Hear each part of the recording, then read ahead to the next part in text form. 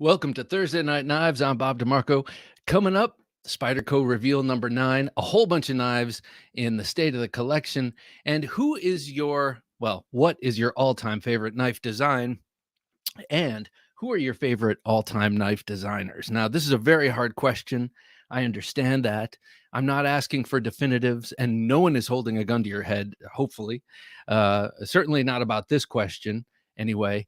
But I want to know because for me, when I really boil it down, it comes down to a few people. But then I look at all the things I've gotten over the past couple of years, and there are things, makers, designs I could add to it. So I'm not saying that I have a definitive answer either, but I want to know what's your runner up. Kay Mason, good to have you here, sir.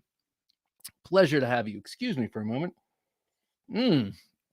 Dave, hello, sir. Evening, Bladesters, staying sharp. I love it. Keep your blades sharp and your wits sharper. Speaking of Dave, Dave, I have a whole bunch of knives that you sent me tonight to show off. Dave, This Old Sword Blade Reviews. If you've been living under a rock, hello, 9198, David. Always a pleasure to have you here, sir. This Old Sword Blade Reviews. Awesome knife collection. Definitely parallel to my tastes, indeed. Hey, guys, how you doing? We have Ezekiel and Jonathan with us, and perhaps Mama. And then we have Blade Ogre, Chris. Always a pleasure to have you here. Hag 90. Look at that. Hag 90. How you doing, sir? Byron Kennedy. Always a pleasure. Howdy, Bob. Thank you for all your comments, Byron. Scott N. How you doing, Scott? Good to have you here. Kevin Moore. Always a pleasure. The Biggins EDC. That's right. The Biggins _ Wait. Go back to that one, Jim. I'm sorry. I was. Hi, you bunch of wonderful knife folk. Oh, all right. Howdy, Bob and Jim from Lumberton, Texas. Awesome. Good to have you here from Texas. G-Man W, how you doing? How's it going, guys? Well, it's going pretty well. It's Thursday, which is, professional night. On the Edge 72 says, happy Thursday night, knives junkies. Happy Thursday night, knives to you, sir. And what I mean by professional night is when I used to call Friday and Saturday night amateur night, or sometimes bridge and tunnel night, meaning all the amateurs flood the city and you can't go anywhere cool. So the night to go out is Thursday. And hey, what do you know? The tradition still carries on into my old age. Brandon G, how you doing? Evening, everyone. Here from my knife fix. Well, check out this for your knife fix. Dave sent this to me to check out. This is a knife I've been coveting and wanting and should just bite the bullet and get. Hey, Michael Morgan, always a pleasure to have you here, sir. Chris McNair, hello, gentlemen. He says, well, you're being generous, but we appreciate it. Here is the Slim from Bastinelli Creations. Bastian Cove, one of my all-time favorite knife designers. Just looking at it here, look at how straight that is. He just, look at that. And then it curves down right about here. But what a beautiful knife. I love this recurve. And then this is one of those few knives where when I get this, I will get it with these serrations. I think Dave made the right move. Not only for its intended purpose, this is a fighting knife, for lack of a better term, a tactical knife, whatever, self-defense knife. And those teeth are pretty gnarly, but also if you get lazy with the sharpening and you actually use this for a utility knife, you'll always have an edge that'll cut pretty much. But I just love this. I love the proportions, the dimensions, the curves, the lines. They're evocative of the Filipino swords over my shoulder, but like also very Western in the straight back aspect of it. So it's like the dorsal aspect looks like a Filipino knife, and this is the dorsal aspect. Looks like a Filipino knife, and the pectoral side looks like a Filipino knife. So wait, you know what I mean? Western on top, Filipino on bottom. I love this thing. And I've probably spoken too long about it at this point. But Dave, thank you. I'm going to be highlighting a number of knives Dave sent me tonight, but not all of them. He sent me an awesome box. It was like a Nevian box. Hag 90 says, "Yum! I want one." And the feather. What do you mean the feather? Oh, the feather, the new karambit. He just did a video today showing that off. That is a sweet little knife. Manny Z, how you doing? ¿Qué pasa, Bob and Jim? ¿Qué pasa, Manny Z? Muy bien. ¿Y usted? Kevin Moore says, we enjoy another week of great content. Thanks, Bob. We enjoyed another. Thank you, man. I appreciate that. Labor of love. Ketmuk, how you doing, man? Ketmuk Nesshart says, howdy, Bob and Jim. Hollywood Tactical, always a pleasure. Micarta scales, yes, indeed. These are a canvas micarta, a great sheath, by the way. Weird thing about the sheath when you look at this is that when you look at the impression of the blade in the sheath, it features the entire recurve. Oftentimes on kydex sheaths like this, this area between the peak of the belly and the this part, the guard thing, it's more of a straight line, so you're not pulling through. When you pull this knife out, you're pulling the knife through ever so gently, but I mean it parts naturally, but you're pulling it through this small section of kydex, and it actually works very well. And you know that it's working well because these teeth and this blade are not pulling out a bunch of kydex when you pull it out. You know that the fit is good when no little tiny shards of kydex or peels of kydex come off when you pull the knife. So anyway, beautiful knife, crown spine, Italian as the day is long, Fox knives, N690 CO and crown spine. Doesn't get more Italian than Fox knives, N690 CO and crown spine. And look at this awesome jimping. Here you are for saber grip, here you are for Filipino grip, and here you are if you have freakishly long fingers and you're using it to, I don't know, got an animal. I don't know. I wish I did, but I love this knife. So thank you, Dave. Thanks for showing it. Absolutely love it. All right, so let's get to a pocket check. What do you say? I've been carrying them all day. I want to show them off. What were you carrying? You're going to let me know, please, after this. But first off, Newman Outdoors, always a pleasure, man. How you doing? James Culp, also always a pleasure. Hello to you, sir. Check this out, James. I was carrying this here zero tolerance 0630 today. So it's a frame lock. This is from the, maybe you might call it the end of the classical zero tolerance era, if I'm not being too much of a nerd about it. But people, myself included, have talked about how they had a day where everything was stout and sturdy, and then some things started to get a little dainty and a little designy, which is cool too. Why not? Why not add the building chops of a ZT to something that's a little more dainty and delicate?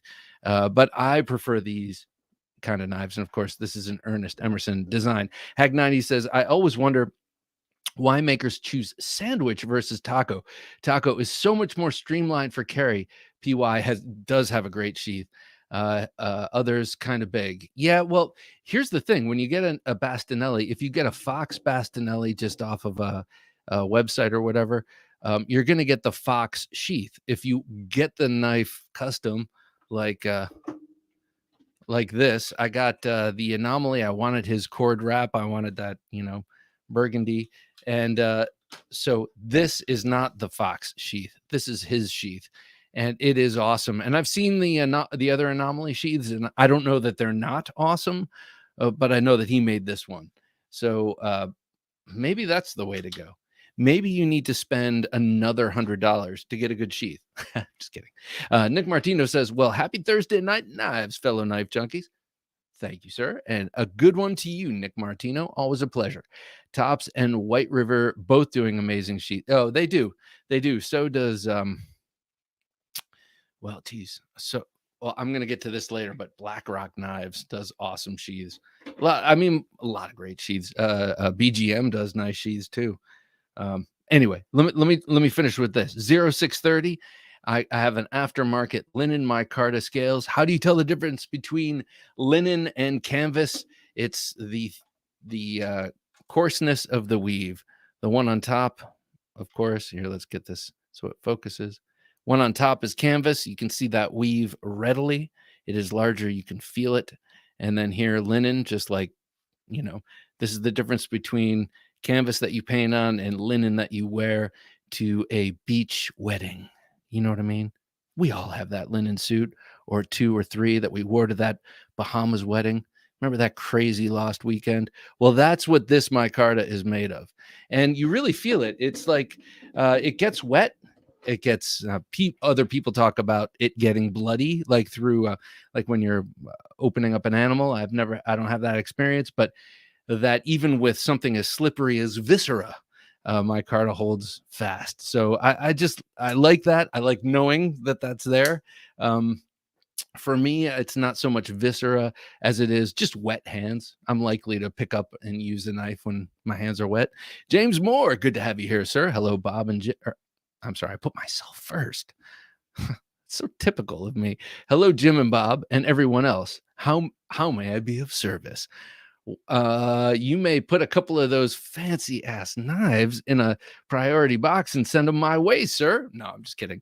I want your presence, your commentary, and when you feel like you have something valuable to add, that's what we want you for, sir.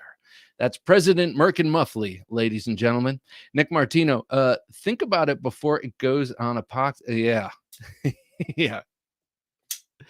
Okay, so Hero Sticks, how's it going? I sent you an email today, Hero. I hope you got it. Evening and cheers, all. Hero, I owe you stickers, I realized today. Nick Martino, I personally love all micarta, both for budget, Concept, Kaiser, both do great micarta. They do. They do. They both do great micarta. I have a Concept and I did have a Kaiser with micarta. I also think Civivi does very nice micarta. And boy, that threw me for a loop there. Here you go, right here. This is some of the finest micarta I've ever seen right here on this. But I think it's because it's polished on the handle of this number 16 Randall. I'm sorry. Can you go back to the last comment? Oh, sending those blades to check out. Thank you, Hero. I appreciate it. I cannot wait. He sent me a nice 7-knife list. You want to check any of these out? And there are 3 that I'm dying to check out. So he's going to hook me up. Thank you, sir. I very much appreciate it. Professor EDC, always a pleasure to have you here, sir. How are you? Bob, Jim, everyone. Hope all are doing well and enjoying this excellent show. Professor EDC has been pumping out the videos as of late. Definitely go check him out. He's got some, it's not just, look at the knife. This is how big it is. And I'm not imitating anyone in particular. I love you all of the knife reviewers. I can't think of anyone I don't like right now, which is awesome.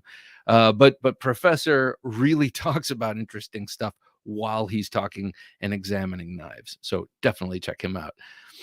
Matstumbo, how you doing? Good evening, all, he says with a clap. Well, thank you. I appreciate it and I accept.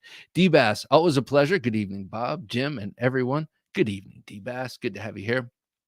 Okay, yes, thank you. ZT0630 in my front right pocket, putting that right there. Jim's like, come on, Bob, back on task. Second up was this, and I got this from Dave. This is a channel donation. And he sent me 5 channel donation knives. And I think this one must be fostered. I think this one needs the direction of me personally. This is the Kubey Vagrant. This thing is awesome. This has been, so I've had this for 3 days and I've carried it for 3 days with me, taking it, kind of babied it because I might have to give it away. But I'm saying right here before God and all of y'all, I'm not giving this one away. I'm going to keep this one, or at least foster it for a long time, which means I'm going to keep it because I really like this knife. And thank you, Dave. I'm just going to say that right up front. But he has given some other knives to this channel now that that we're going to be giving away here that are pretty awesome. So thank you, sir. But this is the Kubey Vagrant. It is super sharp. It has this beautiful design. I love this blade. It reminds me of the Towser K, but I wish the Towser K looked slightly more like this with this point, this swoop. And then if you can see the grind there we go. You can see that it comes from a relatively short plunge grind here, and then sweeps all the way up to above the peak of that bellied Warncliffe right here. But and I haven't measured it, but just by doing this, it doesn't go from thick to thin. It all feels the same, and it also has exquisite action. And for a smaller knife, which this is, what is this? This is 3-inch bladed knife. It's got a thick handle, and I prefer that personally on smaller knives, a thicker handle. Hag90 says Kubey is putting out some good designs. I'm starting to notice quite a few. Yeah, this one is definitely one of them. I would recommend this. And this is the second Kubey I've ever really had. I had that Raven that we gave away on the birthday bash. Nick says, I often carry the Kubey I won from you, Bob. That's exactly what I'm talking about. Oh, the Raven, right? They make wonderfully well-built knives. And that one had a burlap micarta that was really nice. It was polished and nice. The knife Junkie. Haha. Okay. Yes. I was like, I didn't say that. Yes. Hold off. Just let me finish here, because you know how I go on and on and on. I have one more knife I want to talk about, and then I want to hear and reflect on everything you all are carrying. That's a Jim's doing crowd control, and I appreciate it. Okay. Last up, this I carried, and I put up a short today because I'm really impressed with this. This was sent to me by Carrie of Off Grid Knives. This is the Cleaver version 2. I'm gonna wipe off my fingerprints before I put it on under the knife cam. But here it is. This is let's see. Hero Stick says Kubey has really impressed me. The 322 is becoming an instinctive go-to. 322. Not sure what. Oh, I know which one that is. Yes. Yeah, that looks like an all-around crowd pleaser. The 322. This one is the first Cleaver knife really in my collection. I do have that Gerber, can't remember what it's called, but that reminds me more of a straight razor. This is obviously more evocative of a cleaver with the hole on the top, the front of the blade, and just the overall shape. I love the belly. I love the sweep of the tip and that swedge, because this is it makes that a very useful tip. Whereas most cleavery knives turn me off because of the lack of tip. Very generous finger choil. However, I mean, it looks generous, but I put my thin to medium fingers in there, and I think that people with big, giant, fat, or muscular fingers will come up against that sharp edge. So if you have this knife, and I highly recommend it. That's D2 steel. This is made by Best Tech. It is a fantastic. If you like the design, it is beautifully made. But if you do get this and you do have large fingers, you might want to just knock off the edge right here, just in case. I don't know. I feel like if you're squeezing and everything is, I mean, you know, I have a little bit of room. So maybe, I don't know. You figure it out. What math? You figure out your own problems. Right here, deep carry pocket clip. No screws protruding up into the pathway. Excellent jimping. This is a really cool knife. And over the course of carrying it for 2 or 3 days, has gone from smooth to ridiculous, to Cayman smooth. The Cayman, which I showed, I guess last week. I've been doing a lot of off-grid stuff lately. But the Cayman is super smooth. They're all really smooth. And this thing, it's like it takes 2 days. And then if it's got a coating on the blade, it's worn out. It's race. And these things just are sweet. So I really, really dig this knife. That is the Off-Grid Knives Cleaver version 2. I did not carry a fixed blade today. However, I when I got home, I tossed this in my pocket. And Jim, you don't have a lower third for this, but this is Mike Emler's Kiradashi, which he very generously gifted me about 6 months back. And this is one of those knives that lives on my desk. and gets just a lot of work. And it's a beautiful little chisel ground Kiradashi. I put a 5-layer snake, lanyard down there so that it fills up the hand, and it's just, you need to open a box, is whatever it is, it's perfect little utility knife. So these are the knives that I've been involved with today, of course, among others, but these are the ones I've had around most. How about you? Sorry to cut you off before, but yeah, I want to pay attention to what you have to say on what you were carrying. So what was it? Let me know. We know what Nick was carrying, and by the way, those that he's been carrying the White River, the fixed blade knife he's been carrying is really awesome. I really love it. So, what about you? What did you have on you? Let me know. And while you're spooling up, let me show you a fixed blade knife that I discovered front. Oh, here we go. Right front, baby banter. Okay. Left front, more slip joint. That's it. Kevin, I appreciate your discipline, sir. But those are both fine knives. But I must admit, what is the more slip joint? I do not know that maker, but the baby banter, awesome. The banter, awesome. I want to get a banter in my life. Baby banter is cool too, but I got to start with the banter. The 322 is kind of like a budget Arius. Yes. To me, it reminds me of something from the Spyderco lineup, like really balanced utility, great blade to handle ratio, which is not necessarily a Spyderco thing, but cool, fuller and opening hole and leaf shaped blade. Very nice. Also nice cleavers are CJRB Tigris, yes, and the Civivi Bull Mastiff. Yes, both. Which is the one? The CJRB has that funny lock on it, right? And the big opening method. Dave says, Dave, how you doing, man? That hole in the blade and the cleaver must have been licensed through. Exactly. Yeah. Is that void in your blade in a circular shape?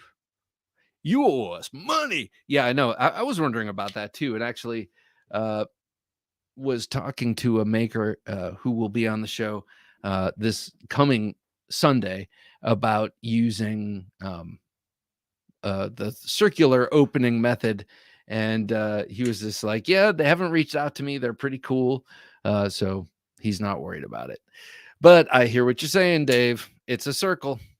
Nick says, all his pocket clips I've checked out have all been great. Yes. Oh, yeah, they are. Hang on. I need this. All day long, parched. And I think it's because I ate ramen for lunch. K Mason says, I just got an 80-20 Slim D2 off the secondary. This is the one with the Grivery, right, K Mason?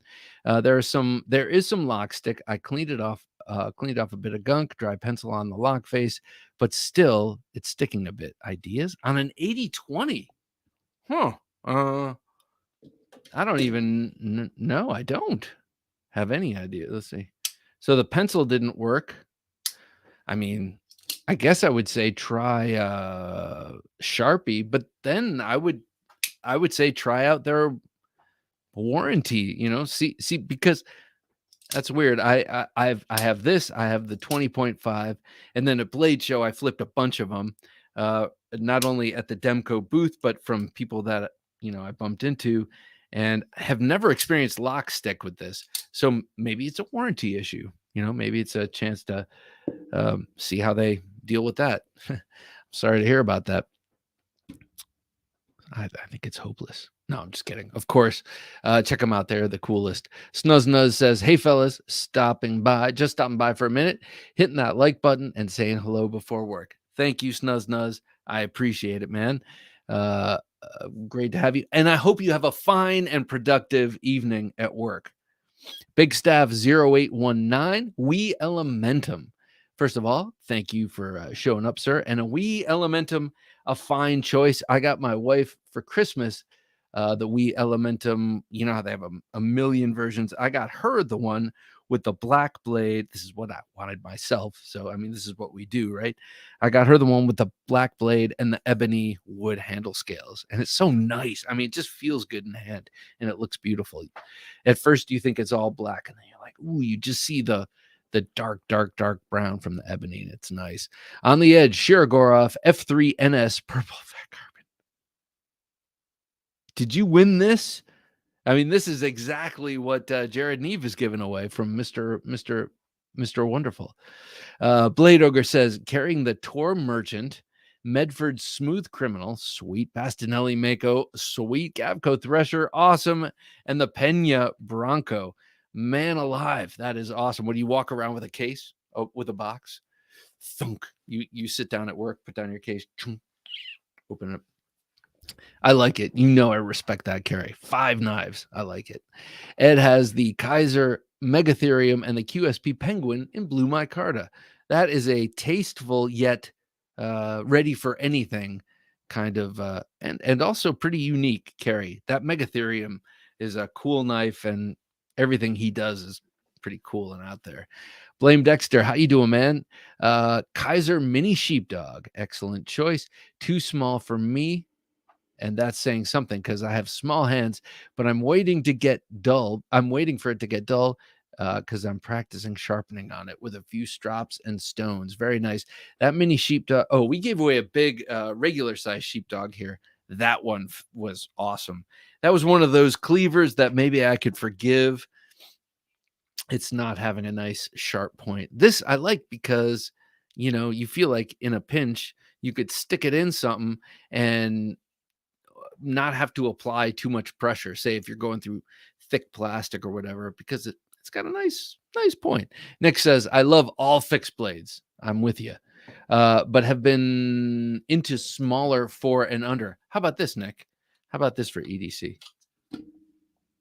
This is a nice under 4-inch EDC fixed blade. I love this sucker. This is the, what do they call this one? The Safe Keeper. This is an older cold steel, but just a cool knife, man. You know, fixed blade knife, off-grid Viper. Very nice choice. I love me the off-grid knives. Byron Kennedy says Leatherman Signal and cold steel Recon 1 spear. Excellent. I love the way that Recon, I like the way he does spear point.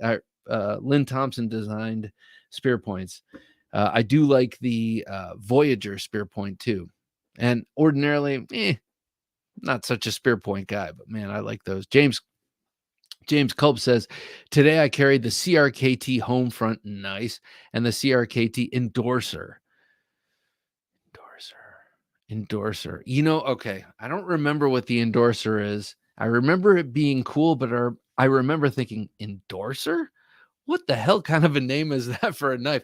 And then I remember realizing, well, CRKT, they have so many knives, so many models, and then across the whole knife world, so many knives, so many models. Maybe endorser was all that was left that season. But very nice carry, sir.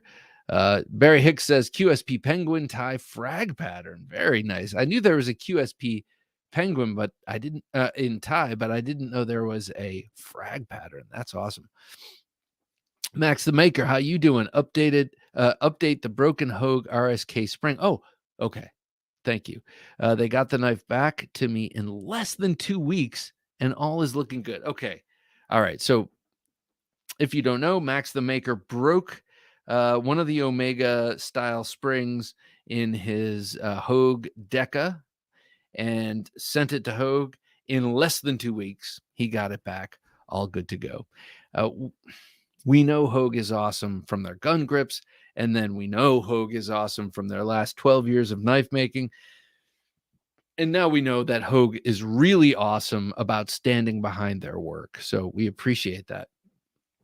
Nick says, oh my God, Bob, have you seen the stovepipe from Spyderco? It looks killer. Wait. Okay, we're going to talk about the reveal later, but which one is the stovepipe? I'm going to have to see here. If that's the Kingdom Armory one, yeah, I dig it because I do like Kingdom Armory, that knife, a whole lot, but I'm not sure. On the belt, Max the Maker says on the belt was the White River Knives Firecraft 3.5. Oh, but Nick, we will get to it later. So I think I know what you will be talking about. On the belt was the White River Knives Firecraft 3.5 inch.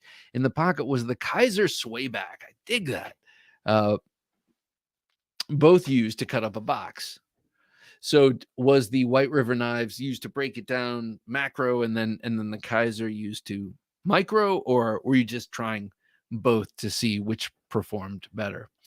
Professor EDC, Unumzon, Bark River Adventurer. Yes. GEC 86, very much yes. And testing the SMF, very nice. Which Unumzon do you have again? Do you have the clip point or the... Oh, I thought I had it here. Or the Tanto. Chris McNair says, first week in the pocket for my 80 20.5. No complaints so far. Chris, did you get the ugly but charming shark's foot blade, or did you get the totally awesome clip point? I have the shark's foot, and I would have regretted not getting the shark's foot, but I still find it ein bisschen hässlich. Manny Z says, a carbon fiber EWC and my micarta Z-Wear Shaman. How cool. I don't have Z-Wear anything, any experience at all. And I don't have a Shaman. So that sounds lovely. G-Man W says, carried my 2013 CQC 13. Very nice.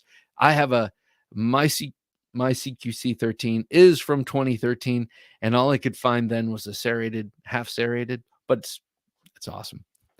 So I hear you, and I like it. And the GEC 71 Bullnose Sodbuster, very nice. That 71, I have one in natural canvas. I know they've come out with red linen, which I like, and green linen, which I like. The linen micarta really does hold a richer color.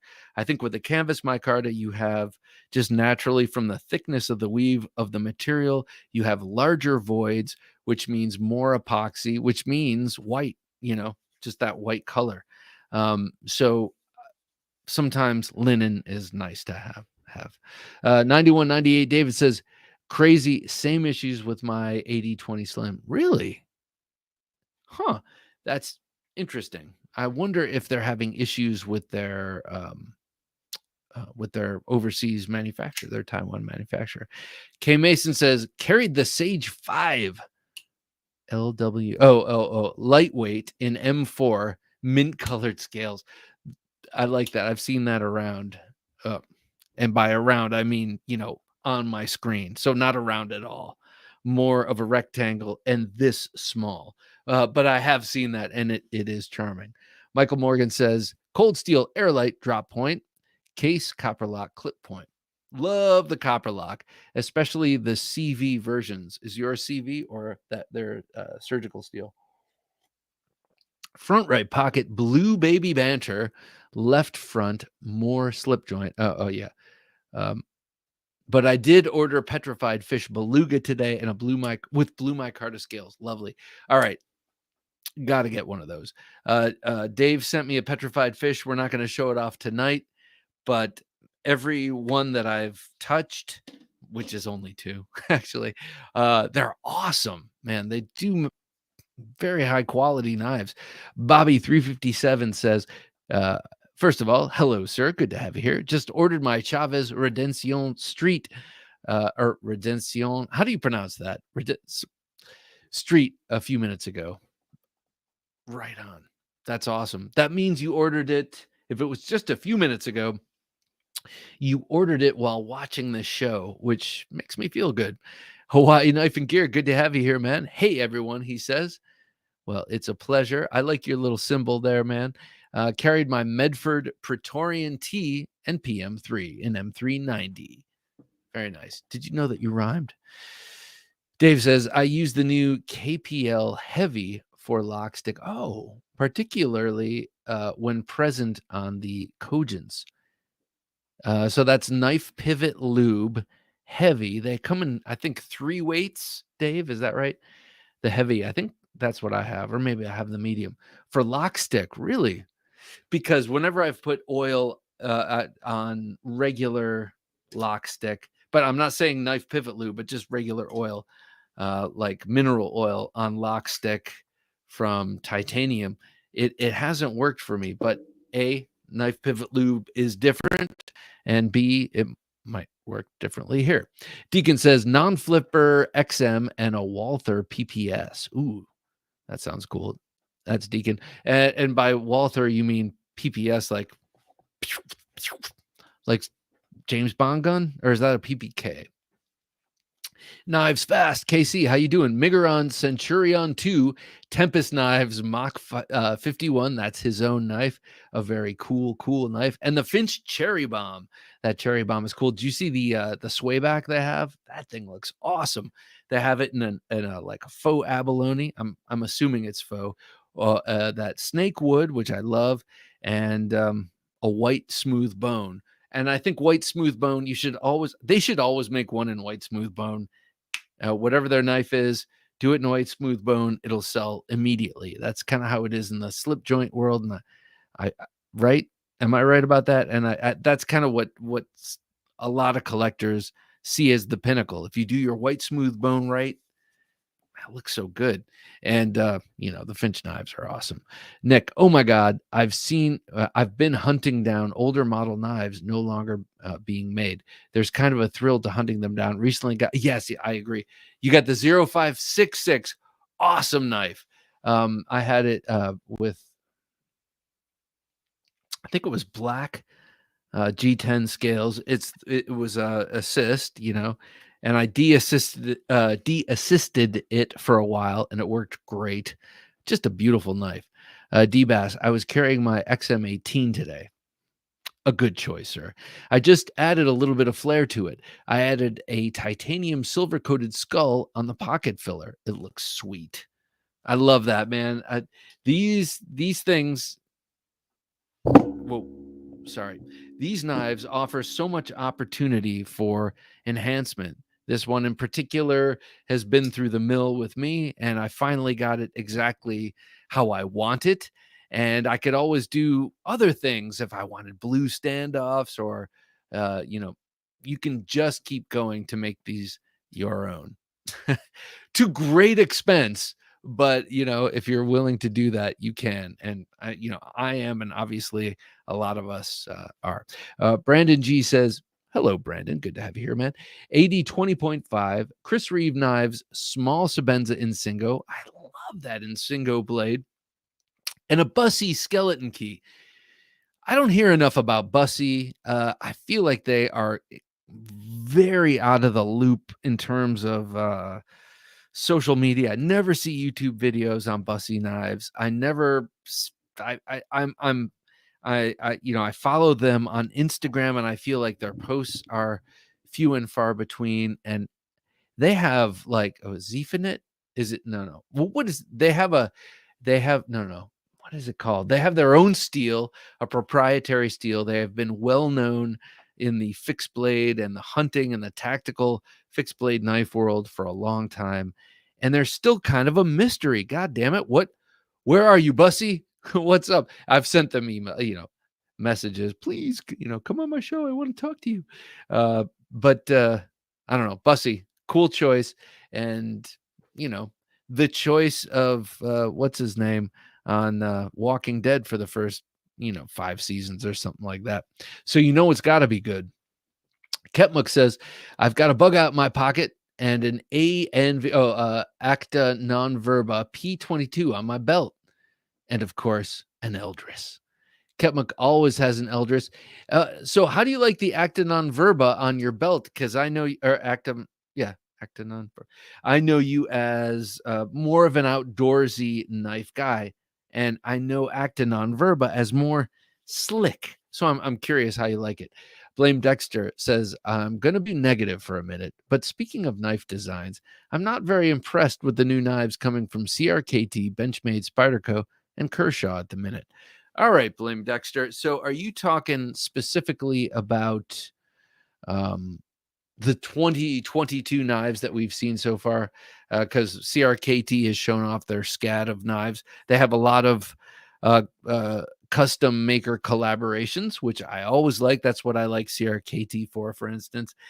Benchmade, man, I feel like Benchmade at the same time would take almost nothing to impress me because everything kind of, I don't know, they kind of seem like Johnny One Note to me. And I know you could point to a million different designs that are different.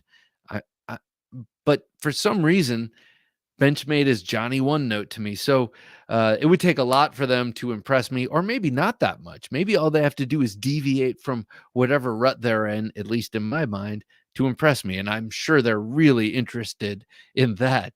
And then Kershaw, just too many notes lately in their designs, and then just too many designs. Just cut it down. Let's go for higher quality and maybe higher quality, same amount of knives, fewer models, same quality. So that way we're not asking for too much. Shredder, the guys at Shredder say we've got the off-grid Viper. Oh, very nice. A Mora Garber. I love that.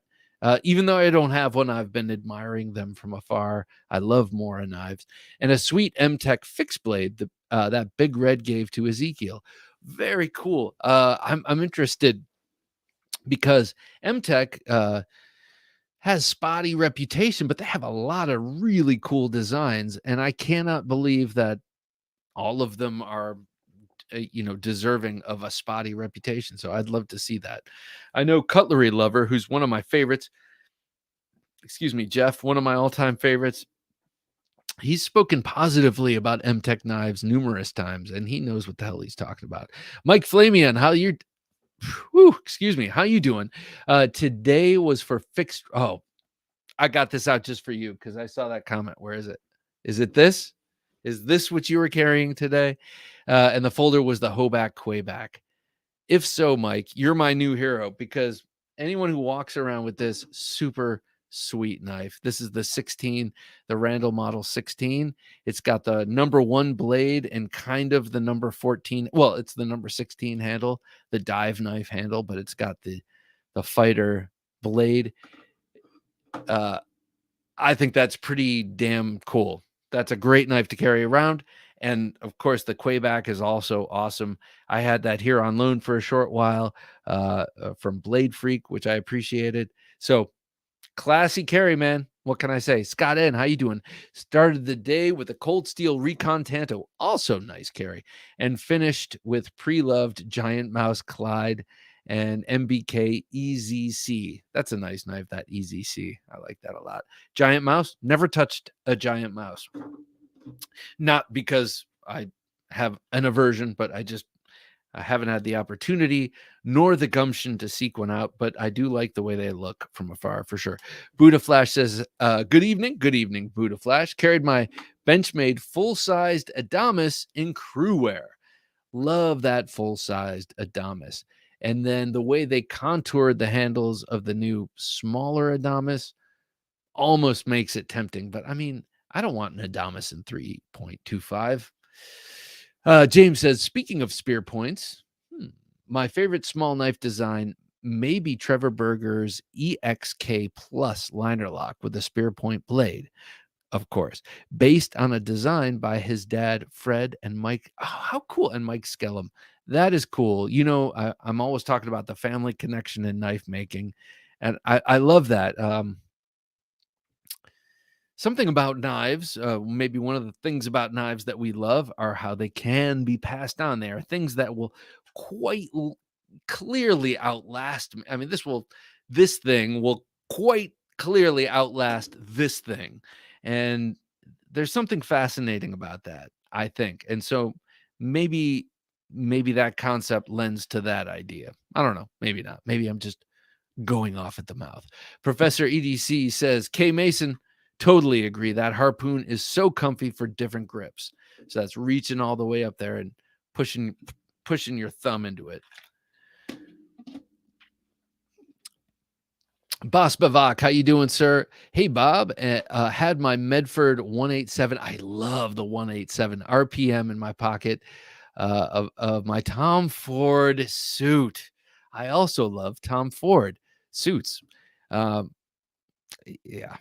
Well, at least I did. I haven't kept up with it for a while, sir, but when I was producing videos for the fashion industry, Tom Ford, I was like, yeah, man, if I could afford it, Tom Ford suit with a nice big fat tie exploding out of my vest. Yeah, man.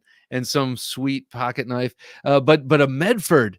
Medford is not what came to mind. So I like the cognitive dissonance of a Medford with a Tom Ford suit.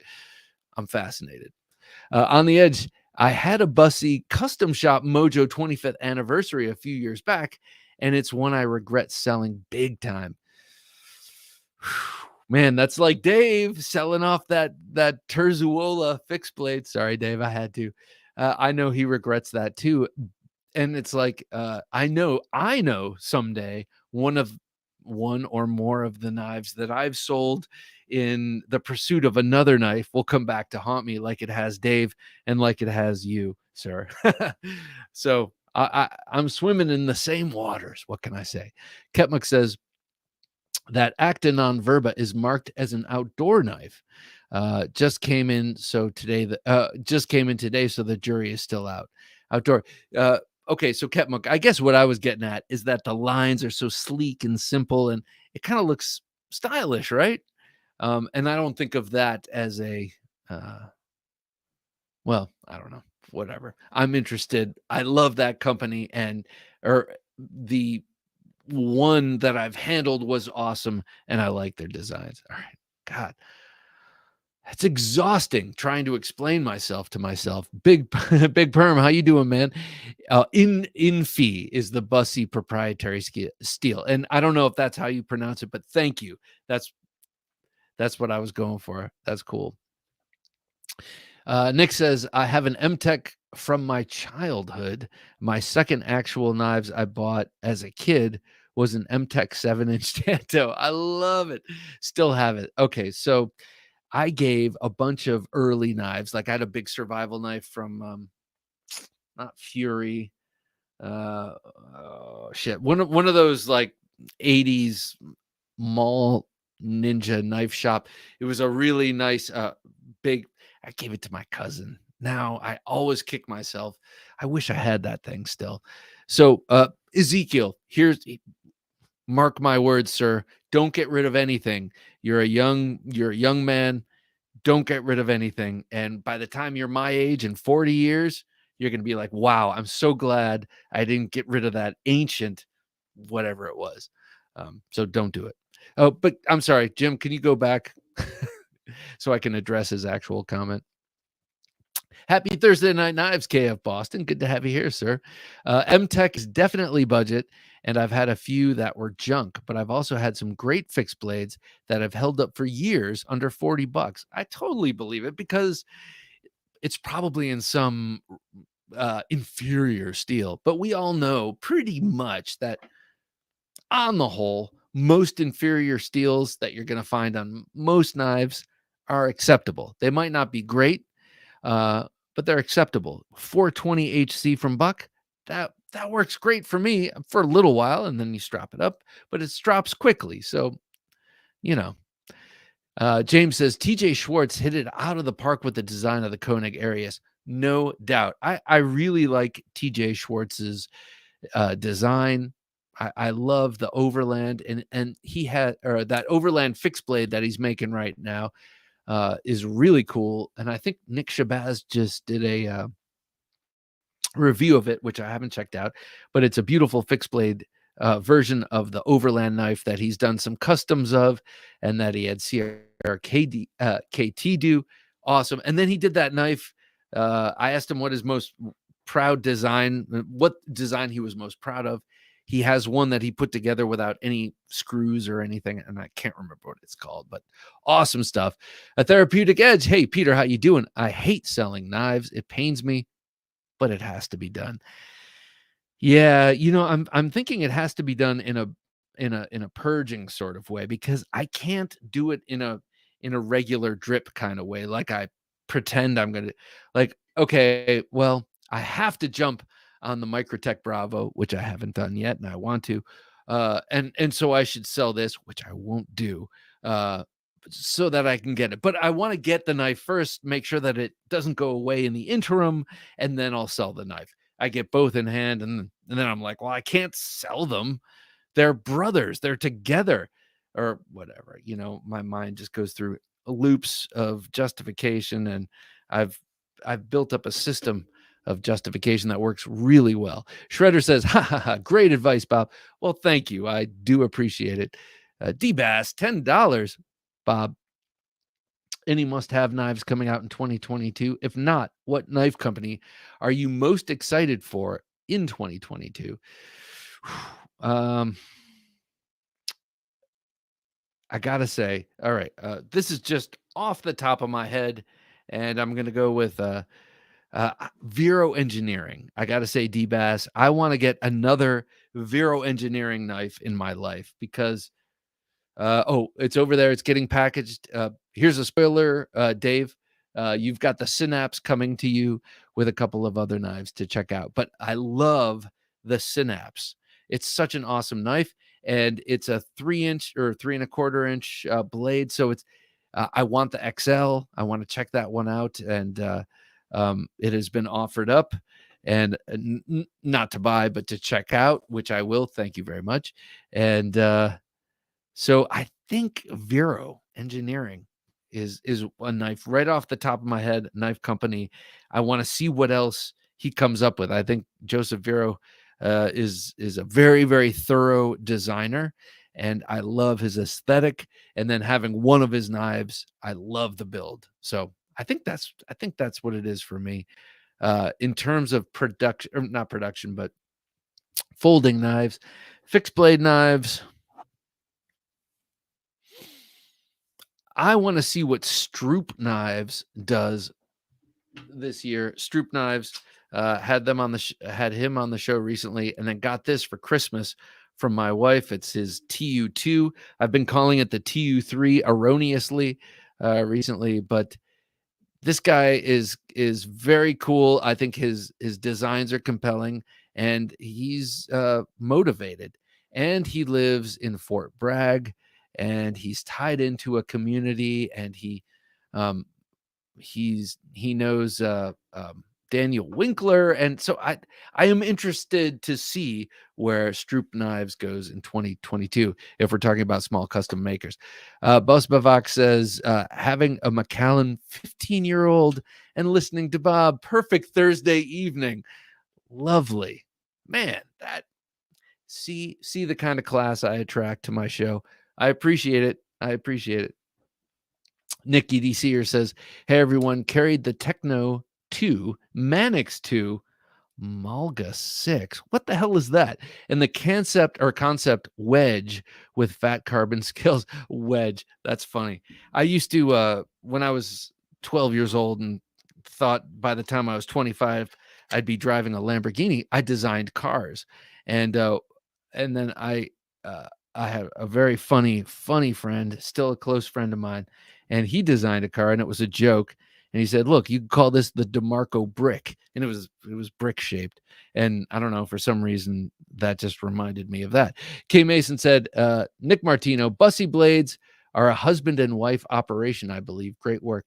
And I think a son or sons are involved, because there are offshoots to Bussy, Scrapyard Knives, and there's one other that has like a nasty looking wild hog for its logo, but I can't remember what they're called. Molan Labe, how you doing, man? North Carolina in the house. Okay, Molan, I can tell that you're probably about my age, because you said in the house. And for a long time here, I was having to disabuse myself of the habit of saying, hey, Rusty Cleaver's in the house. How you doing, Rusty Cleaver? So Molan Labe, I see you, man. Rusty Cleaver, I see you too, man. Good to have you here. I love your name. Rusty Cleaver. It's very menacing. Dave says, carried my new SOCOM Bravo today. Of course. Really nice in many ways. Art and Steel by Reich. Yes. Okay. So hot and cold with Reich knives, because I very much appreciate their skill and their chops, which they regularly show off with their in-house designs, those sort of biomorphic, insectoid looking things. But those aren't the kind of knives I want to carry. But I like knowing they can do it. And so Microtech Knives decides they're going to do a run of budget-friendly knives or more mass-produced knives, let's say, and they're going to have a foreign entity create it. They look around, they decide on Reich. To me, great choice. Just because I know from looking at their in-house designs how intricate they can get. And this is going to sound funny, but just in having a few microtechs, this one being one of them, and then a couple of the out the fronts, you look at this, it doesn't look that intricate, but like the refinement of the milling, the intricacy, even of the I move that Microtech has the best jimping in the business, milled into their aluminum. There are details that I could see them wanting to go to a company like Reich to reproduce. They don't necessarily translate over video, but they definitely are felt in the hand. I could see that. Redacted says, one of my first knives was the Gil Hibben Double Shadow. That was a cool knife with the 2 points and the double edge. Gil Hibben, I have a soft spot in my heart for Gil Hibben. He was a Kempo karate master, and that was the first martial art I did. Horribly cheesy Mall Ninja knife with it, and it had the braided wire wrap handle, but I loved it, and I still have it. Never get rid of that silly thing. Please don't. And he had that big recurve Bowie with the giant like pointy quillions and the big bird's beak that was used in Natural Born Killers. Woody Harrelson throws it at that scene on the bridge, Natural Born Killers, and Woody Harrelson throws the big Gil Hibben recurve Bowie, and the camera follows behind it as it and then it embeds itself in the back of whoever he's killing. But I've always loved that knife, and well, I've never had it. But Gil Hibben, Kempo karate guy, black belt, and also created the Kempo knife 1 and the Kempo knife 2, and those were both very cool too. Anyway, nice choice, sir. Nice choice of cheesy old mall knife. Kevin Moore says, smash that like button and subscribe, y'all. Exactly. Kevin Moore is coming to you from down south, if you didn't know. Y'all is something we say south of the Mason-Dixon. So please smash that like button. And thank you for suggesting that, sir. It's greatly appreciated. Dave, got to hit the rack so I wake up for work, but we'll leave you with my favorite designers. Thank you. Oh, yes. Miguel Barbudo. Okay. Yes, indeed. Max Chichuk, yes, and Kambu. Ooh, very nice. So Max Chichuk designed this, which I showed off before. This is the Kubey Vagrant. And wait, I'm sorry, Jim. Go back to the last one real quick. Go back to Dave's comment. The Miguel Barbudo. Yes, the designer of the Blackout by We. That is so cool. That backlock, beautiful Spanish clip point, and then a whole bunch of other really cool knives that Dave has kind of pointed me in the direction of. Actually, got to get him on the show. Hopefully, he speaks English. Good night, Dave. Thank you for showing up, and also thank you for sending this awesome batch of knives. Realistically speaking, yours will be out soon, and you can keep them for as long as you want. Blade Ogre says, Chris says, gave a few knives away, but haven't sold a knife in many years. Finding storage solutions often, though. That is, yeah, right. That's the thing. That's the thing. And what I have learned is that you start doing a bit of this. Stroop did the Kodiak for tactical everyday dad. Yes, he did. Awesome piece. Agreed. So right here, you start doing this. And then you can start adding more knives. But then you don't get to see them like that, which is how I like to see them. But that's in the collection. I want more quality out the fronts for under $100. Big perm. Tall order. I want more quality out the fronts for under $100. Guys out there, let me know. What do you think? Lightning. I mean, I had a Lightning for a while, and if you can deal with that, it was pretty good to me. D-Real says, working graveyard in the bakery. Oh, man, that must smell good. Listening to Bob talking about knives. Thanks for making it an interesting shift, brother. Well, my pleasure, D-Real. Keep baking that bread. Staff of life, as they say. And man, I envy your nose buds right now. Your smell buds. What do we call them? Olfactory glands. I don't know. But thanks for chiming in, man, and thanks for listening. That Malga Redacted says that Malga 6 is everything I ever wanted a Victorinox to be. Those micarta scales and stonewash blades. God, thank God I have you guys. I don't even know about this. I got to check that out because that sounds awesome. Rusty Cleaver says, glad to be here. Awesome, man. All right. So, oh God, we're an hour in and I've barely gotten anywhere. I got to show you something here. Let me show you this. Hero Stick says, Bob, it's the Arsenio Hall imprint that was made on all of our vulnerable souls in the house thing. Arsenio Hall. That's right. D-Bass says, Bob, I saw your short of you in with the fam in the woods. Do your kids have any interest in knives yet? Well, yes, my older daughter, who is holding the camera, does, and she has a few, and she's very interested in knowing how to kick boys' asses, which I love. And so we've done some of that, and we're gonna we've got a good friend of the family who's very trained in that. He's gonna start training the family. We're gonna do this whole family group class, which will be fun. So yes, my younger daughter is sort of interested. She likes knife sparring. She likes where is it? She likes playing with this, where I attack her with this training knife, and we do all sorts of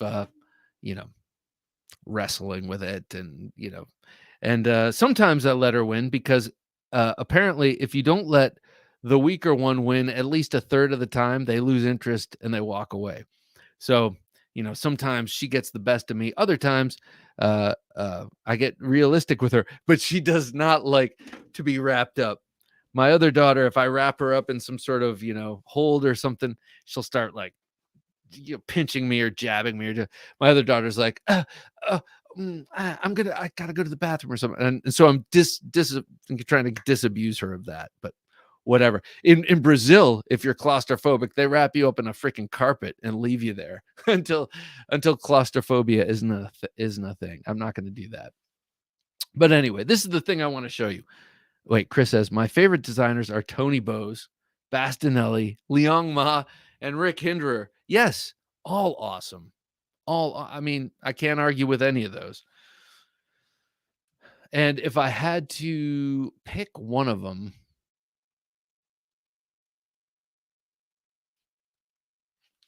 I guess ultimately it would be Bastiancova Bastinelli knives for all of the varied designs.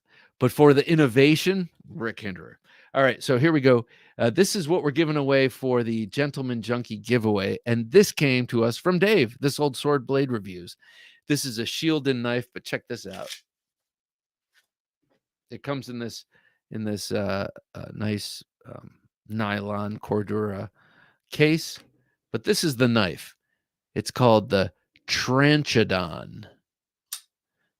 And I think this thing is awesome. I just saw this a few weeks back on Neve's Knives. He had, I think, this very same copy with the green and black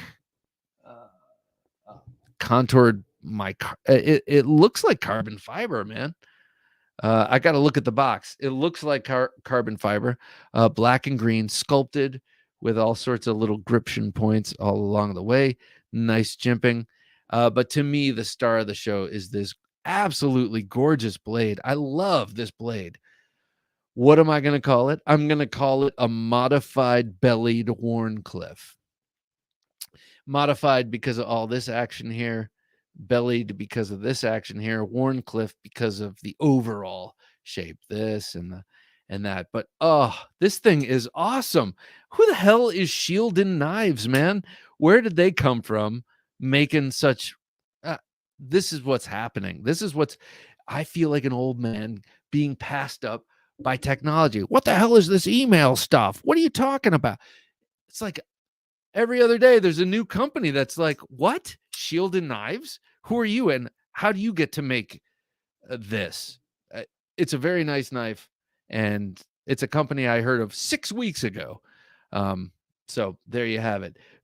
Really beautiful blade, very gets very thin behind the edge, but it's no wonder. It's a fully flat ground blade, at least fully up to here, and pretty broad. It's got that cool Damascene pattern. I haven't done the research. I think it's an NCR, perhaps NCR Damascus, and it's got that fuller, which you can use, but definitely is not optimized for flicking use. I can't do it with my fingernail. I can do it if I really bury the fat of my finger in here, because it's pretty sharp on the edge of this fuller. But this is the Gentleman Junkie knife giveaway knife of January, and that'll be next week. We give this away, and this thing is just a beauty. I really like this. This, as I mentioned, this came in that box from Dave, and I have to be honest. When I opened it, I'm like, this is mine.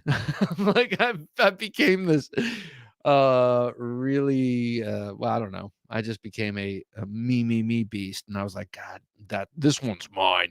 No one has to know this came, but you know, I think to me this is a true Gentleman Junkie giveaway knife. Another nice feature, very nice standoffs. Unlike Spyderco, why does Spyderco do such lackluster standoffs? I love them, don't get me wrong, but I never got that. Yeah, very nice pocket clip. Good ramp here, maybe a bit too good right here, but it's not in any way a hot spot in the hand. It just kind of seems to pop up. I bet I would scratch the side of my car with that, but I'm careless. So a really beautiful knife. Thank you, Dave, for sending this over. Beautiful and unique. And so this is our giveaway knife for the Gentleman Junkies. They are the $10 a month patrons. Now I realize that you're not all patrons. So maybe next week, or no, not next week, maybe the week after next, or another week coming up here soon, we'll just do a general giveaway. And, for anyone who tunes in. And maybe I'll make you perform for me. And whoever performs the best will win a knife. I'm just kidding. I'm just kidding about that. But, I realize, maybe I could give more stuff away here. I don't know. Professor EDC says Barbudo has really awesome designs. Got a Spanish friend who has a dozen or so of his knives, and all of them are drop dead gorgeous. A dozen or so. Man alive, that sounds good. He's got, Miguel Barbudo right now has this really cool cigar cutter he's been posting. That's this beautiful Warncliffe blade with a little thumb swale and a dip and a swoop and it fits in a beautifully shaped handle that's got like one giant finger choil, and that finger choil is where you rest the cigar, and then the chisel ground Warncliffe blade whoosh, comes down and chops the end off. It's good for cigars and a bris. So it's a double tool there. It's a dual purpose tool. Zen Ali, how you doing, man? The Malga 6 is pretty dang cool addition. Is a pretty cool addition to my camp collection. Redacted. He's saying, Zen Ali. Well, talk. Forget it. I'll mention it later. Michael Morgan says, my favorite designer is Dollar Tree, creator of the Dolica. Oh, that was good. That's good, Michael. So my favorite designer, I think I have to say, I love beefy design, says Molan Labe. I do too. Molan, I think you should check this out. This is the off-grid Rhino. This thing is beefy and super cool. Therapeutic Edge says, favorite designer, Adrian D'Souza. Yes, damn designs. Awesome. John Gray, Dirk Pinkerton. Yes, the list goes on. I know. Where does it stop? This Rhino is a really cool knife. My brother has had one for over a year, and I covet it when I go home to visit him. And then I just got this sent to me by Carrie Orifice of Off Grid Knives. Carrie, thank you so much. Every once in a while, he tunes in here. This is, I love this knife, and I'm so happy to have it in my collection. And I posted a video showing the unboxing, and someone mentioned that it looks like a Winkler. And immediately I was like, yes, I did have that thought. This and so agree emphatically. If you look at that blade profile, it really does look like a Winkler knife. It's like a clip point with it's like all clip. And I don't know. It's very compelling design. I love the wideness of the blade and the grind and how, damn, this thing is ridiculously sharp. It's very large, or I should say, it's above 3.5 inches. It's got a great sound. Listen to the sound. It's got a metallic, it's a great knife. So why did I even yeah, you love beefy knives. This is a great beefy knife. New to me. I love beefy knives too, and I got a lot of them in front of me, but right now I want to recommend that one because it's damn cool. And then its little brother just came out. This is the baby Rhino, and this thing is even more pleasing in an odd way. It's even more pleasing than the big one. Let me show off a couple of features here. On top, it's got this row of jimping on the front, which I love because I love to put my thumb as far up the blade as possible. This knife, the original Rhino, well, this is the Rhino V2, but the big Rhino here could benefit from a run of jimping here for sure, like they did on the baby. The baby Rhino is exactly as thick. Oh, is that true? Exactly? Yeah, it's exactly as thick as the regular Rhino, which in many cases, I would say that's not what you do. You don't just reduce it two-dimensionally from the front and have it the same thickness. And then I realized this is a damn small knife. This is a 3-finger knife. No, you need it that same thickness to really have a good purchase, especially if you're not going to put a lanyard hole on it and allow the user to have a lanyard to give you a more sure grip. That thickness, that beefiness of this little knife, and this is, what is this? 2.5 inches, that blade, that beefiness, the beefiness you get on this 2.5 inch blade that you get from this 3.7 inch blade, same width here, really helps. It really helps and makes this a comfortable knife. And actually, I made the mistake of showing my wife this when I do that, things that I think are pleasing to my daughters and my wife. I'm like, here, check this out. This will fit your hand. And my wife was like, oh, this is mine. And I'm like, well, thanks. You may have it. No, I offered, and it was one of those dumb things where I said it and I was like, why did I even say that? I didn't mean that. What I meant was, I'll buy you one for the next occasion. How's that?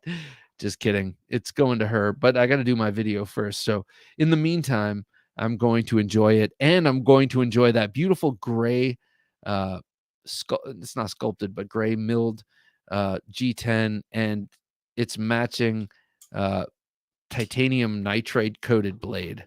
Dig it. Zen says, do you have to be a gentleman? Can you just be a junkie?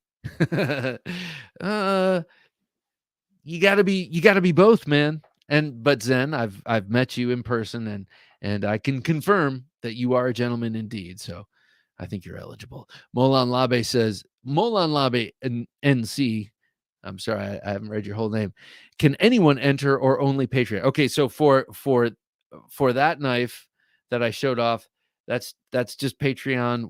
It's a monthly thank you for the Patreon members, but I am going to do a regular giveaway the following week after this, just for anyone who's here.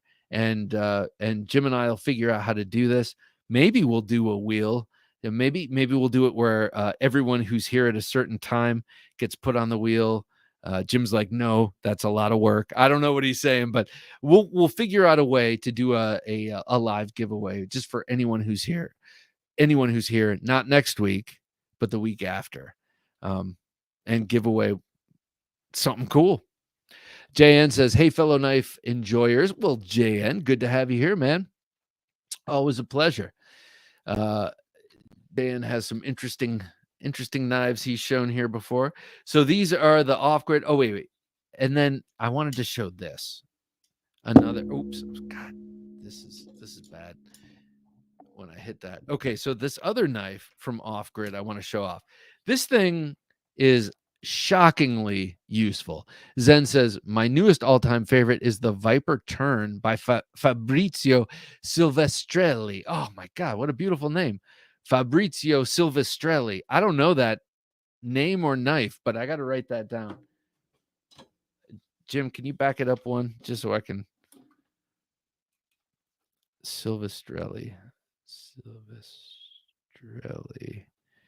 Viper Knives Turn. Okay, I got to check that out.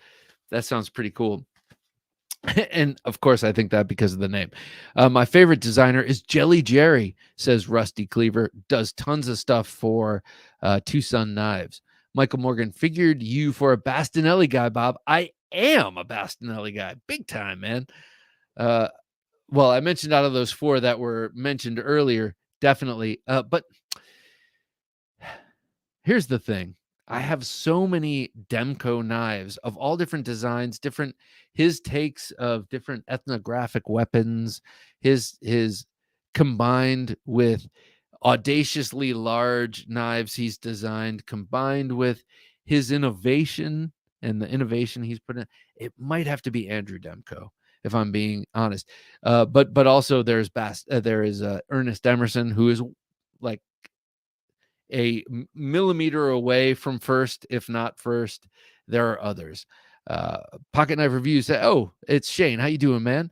I've enjoyed every off-grid knife I've owned. They have a fantastic sound too. I agree. Yeah, that's my point with the Rhino, man. That Rhino sounds awesome. Peter says, every time Bob says beefy, we all have to drink. Do I say beefy a lot? I think robust, and so everyone starts so let me show you this. So Professor EDC has a comment, so let me see what he has to say. So let's see. Favorite then you'll be wasted in a matter of minutes. Favorite designs: Brian Nadeau, David Mosier, Guy Pogetti. I don't know him. And it goes on and on. It's endless. Oh my God, someone help me. I can't name more design. And yes, I can name more designers than presidents of my country. Welcome to the club, sir. I would be remiss if I didn't mention Charles Marlowe as my this like a custom version of this knife is my Grail knife, and I don't often bandy the word Grail around, but I reached out to him and he's going to come on the show. Woohoo! I cannot wait to talk to him. He's a man of mystery to me, and I see what I can see from collectors on Instagram and his occasional posts, but his Bally songs and his locking folders are just sublime. And I don't use the word sublime lightly. It's not like, oh, this Pasta Primavera is just sublime. No, I mean it. His designs are sublime. Buddha Flash says, if we are talking all-time favorites, Loveless, oh yeah, Mayo, yeah, and Lum. Also, I like Fred Barron for fighting knives. Me too. I love Fred Perrin. I would love to get a Fred Perrin custom. I'm assuming you follow him, Fred Perrin Concepts on Instagram. He makes a lot of cool looking knives. This is a Fred Perrin. That's his Street Bowie. Love this thing. And it's so easy to carry, so easy to hold and thrust with. And it's this right here.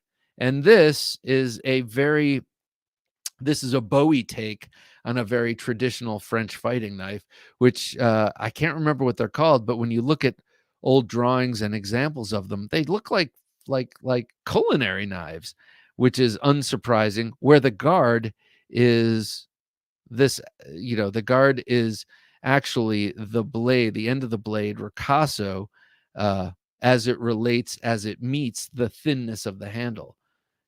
This one just has a pronounced finger choil as opposed to a gradual swelling.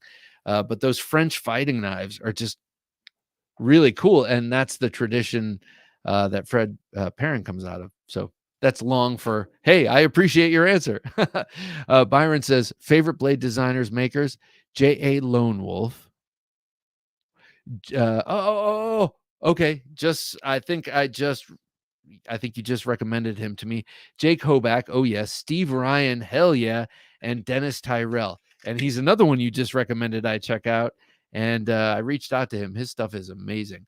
Billy Spar, Billy, good to have you here. Looks like I'm late to the party. Evening, Bob. Well, it's a pleasure, Billy. Good to have you here. Billy, I was just about to talk about this crazy looking knife from Off Grid Knives. This is the Raptor. And I must be 100% honest. When I saw it, hey, Sean, I'm loving the James Brand Carter XL. Beautiful. Yeah. And the design was influenced by Native American arrowheads. Right. So I couldn't resist. It's in my blood. Quite literally. Sean, always a pleasure to have you here, man. So when I saw this, I was like, okay, Carrie, you're just trying to create a blade shape that has never been created before, and that is it. And it is a Warncliffe with a chip, a Warncliffe in the hands of Bob DeMarco for 20 days that has been dropped on his concrete floor. That's what you've designed. But having had this in hand, I do have my issues with the design, but it is not with the blade. This blade is really, really good, and I'm shocked that I'm saying that. Really good for use.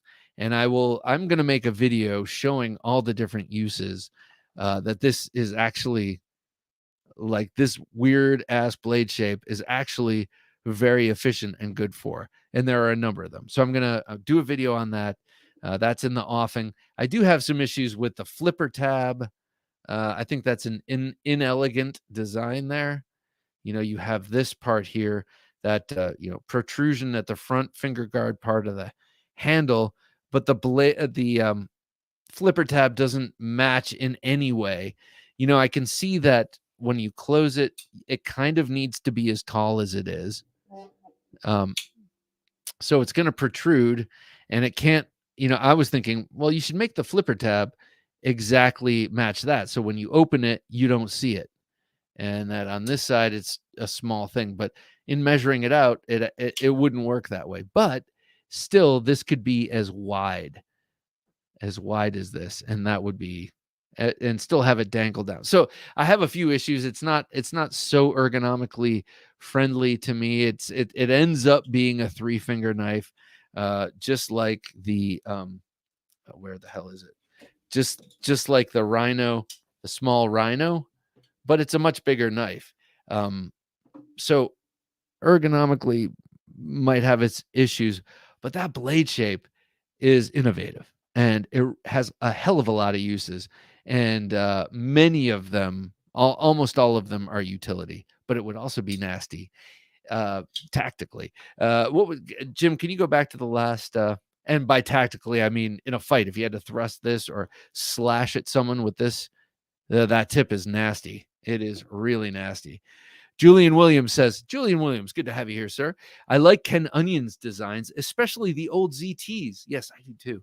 I have the 0200, and I'm very fond of it. Those knives got me into the hobby. Now that 0200, that old Ken Onion ZT that I have, when that was available, I never could have afforded it.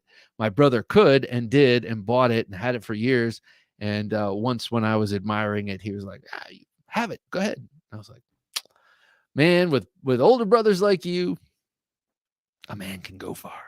He's an awesome guy. K Mason says, how are you so quick on the draw on all of these blades? Because I'm steering the conversation. I can steer it towards what's in front of me. Oh, funny you should mention the riffle, because I have it right here. So I think maybe that's a little bit of what it is. Because before I do the show, I have probably 50 knives on my desk anyway. So I just kind of populate it with with things, and when conversation turns that way, I grab for the closest thing. Rusty Cleaver says, "Gotta get to sleep. So I can get up at 0 dark 30 to save the world. Y'all stay safe and have a great night." Well, Rusty, I'm not sure how you're going to save the world, but I do appreciate it. I assume it's in some form of service. So thank you for that. We greatly appreciate it. And also, thanks for listening and spending your time here. There's so much stuff out there you could waste your time on or spend your time on or whatever. Thanks for doing it here. Greatly appreciate it. And thanks for adding to the conversation. Have a fine evening, sir. So I want to show you a knife that I got right here from. So I talked about the Raptor D2, by the way, and is getting very smooth after one day of flicking. Though, like I mentioned, something up with the flipper tab that I'm not crazy about. But this knife is really cool, and I look forward to doing some testing on it. This is one I'm actually going to do some testing on. That I record and kind of present to you. All right, I want to show you the another knife that Dave, this Old Sword Blade Reviews, loaned me. This damn thing is so beautiful. This is a Blackrock Knives Virus. Look at this thing. First of all, like I mentioned earlier, one of the best Kydex sheaths in the business is Blackrock Knives. This is a Pancake.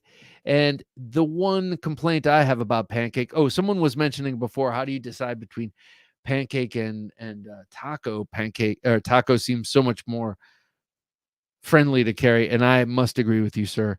This would be a bear to carry in the waistband, no matter how you slice it, but he does make great cheese.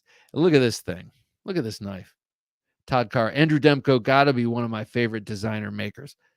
Amen, sir. I'm with you on that. Cannot disagree. Look at this. Yes, it's Pikal style. It's tip down, edge in. Looks like a dinosaur digit. Really looks like something that was pulled off of a prehistoric animal. Fits in hand like it was made for my hand. So actually, I think he sent it to the wrong address and giving it to Dave. No, I'm just kidding. Really, really, really nice jimping as per usual. If you're going to carry it and use it in this manner, this is sort of the clinch pick manner. It's tip up, edge in style carry. So you can use it this way. You can use it this way. So you're saying, why would you even carry it tip up, edge in? The idea is, at least as far as South Narc, I can't remember his real name, but that's what he goes by on social media. The guy who developed the clinch pick did a lot of undercover drug stuff and was in cars a lot for these deals. And if a scrap happened across, from the passenger seat to the driver's seat, and he had a knife like this on his belt, much, much smaller, but tip forward, edge up, he could draw it. And if someone's, got their hands on him, he could draw it and in one motion cut without having to reorient his blade and his edge. And so there is some use for the Pikal style blade in forward standard grip like this. So anyway, I really like Ken Vehikite, and I love his Blackrock knives, and the sort of super, here's a word you should drink, refined, super refined profile, but then a very sort of rough surface. I mean, beautifully sculpted and obviously intentional, but very nicely contradictory, a very, very fine lines as the profile, but the surface is rough and ready. So very cool knife. Thank you, Dave, for loaning this to me. I will be very careful with it. And then the last one from Dave that I want to show off. Ior, how you doing? Nice watch, Bob. What model? This is a Seiko 5 automatic field watch with a Maritac Zulu band on it. So the number 5 movement of Seiko, I think, is their least expensive or high budget automatic movement. This knife was, I'm sorry, this watch was like maybe 150, 130 bucks, something like that. But on this model in particular, I did some research and found that if you look for a certain serial number or model number, you can get this model made in Japan, and it's apparently better than the model that's made in China. So I opted. So this one is made in Japan, and the home place of Seiko, and I love it. It's very accurate. I have a number 5 Chinese-made number 5 movement in a more diver-looking watch, and after a day, it loses 2 minutes. It's like I'm pretty sure I'm moving around enough to wind that sucker up. So maybe look for the Japanese Seikos. Todd Carr says definitely a knife with a purpose. Oh yeah, and that purpose is peanut butter on bread. Big Perm says I'd probably sharpen the other side. Big Perm, I'm with you on that. Right here, this is the Ditch Pick by JB Knife and Tool, and it was conceived of, and most of them have been made in that Pickall style, with only this edge sharp, and then the outer edge not sharp, to maximize that sort of that arcing sewing machine motion that often seizes people when they're defending themselves. They're not doing slick, intricate motions. They're going, but at the same time, why, if you have the option, why not have an edge on the front if you're using it as a defensive blade? I feel. David Lespect. Okay, sir, I'm gonna Zitienne Bourgeon. I don't know. I just put a little on it and made it, but Zitienne. So anyway, you're mentioning David Lespect. David Lespect is awesome. We have a viewer right now. Hopefully he's still on. Mr. Moore, President Merkin Muffley, just got a beautiful David Lespect, and I believe it has a Halmon on it. My God, his knives are stupefying. They're gorgeous. I love them. But yeah, I'm with you, Big Perm. I'd get the front sharpened too, if you have the option. D-Bass, $10. What are you doing, man? Thank you. You should do a video showcasing your entire collection. What's the total count? That's funny. I just was watching all of Stas's collection videos, and at the beginning of his 4th video, he's like, I don't even know why I started doing this. Now my wife knows the extent of my collection if she cares to watch. But with the period pieces and the BBC TV stuff, my wife's not watching my stuff. So I will do that because he inspired me. It will be broken up into a number of videos, but I don't know the number, D-Bass, to be truly honest. There is a countable portion in this room around me, stuff on the walls, and then stuff in my tool chest. But then there's a knife, plenty of knives in the car and in backpacks and just distributed all over the place, by design. When I lived in New York City, my wife and I, we didn't have children. We had a tactical knife within reach wherever we were, in case we're sitting there watching Family Guy and someone breaks into the house, into the apartment. Obviously, we couldn't have a gun when we lived there, so we had knives all over the place. And that tradition has carried on in my older age, or in my middle age, we'll call it that. So I don't know what the count is, but I'll show you all the ones that matter. That's what I'll do. And I'm sure there'll be a high-end folder, and then just a regular folder, and then a small fixed blade, and then a large fixed blade, and then a sword and other implements of chaos kind of thing. Because I will include such things as tomahawks and war hammers. Well, I only have one war hammer, but I have a couple of tomahawks. My God, once I start, my dad's like, how do you talk so much, Bob? I think it's fear of death. I think the more I talk, it's like running. It's like running. Okay, so Life Knife news. Let's talk about that, because Spyderco has just done its reveal. Okay, they've done reveal number 9, and the most exciting thing to me is their Kingdom Armory collaboration. Now, I don't know if you know Kingdom Armory because I don't know exactly who you are at the moment, but I've been following Kingdom Armory for like maybe 7 years on Instagram. Well, 7 years exactly, because I remember I was in the hospital when my wife was in labor with my second daughter and discovered him for myself, that is, on Instagram, endlessly scrolling, and love his knife designs, especially his Bill the Butcher. And that's what this one uh, is based on, this stovepipe. Uh, Such a cool knife. Now that the based on his Bill the Butcher knife, a 2.78-inch cleaver. Now, 2.78-inch is small. So I kind of wish they'd pump it up a little bit, but that being said, it's just gorgeous looking, and I have a feeling it's going to get the full-on Spyderco treatment that they give, when they team up with a great designer. So I'm very excited about that. Any interest in Kingdom Armory? Any interest in this drop? And then here we have this big bird Warncliffe with that teeth. That serration pattern does not look familiar to me.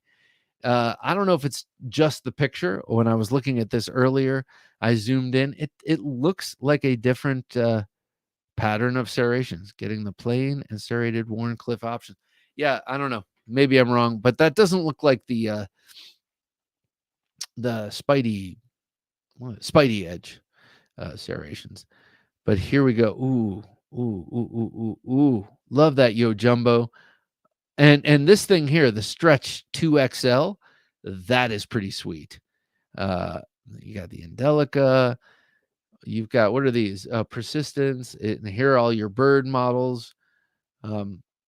In the Warncliffe. So they came out with all of the Endura, the Delica, the Indela, all in the Warncliffe, and the Ladybug and the others in Warncliffe over the past couple of years. And now they're moving on to Bird with that. So it should be cool. What do you think? What do you think of this whole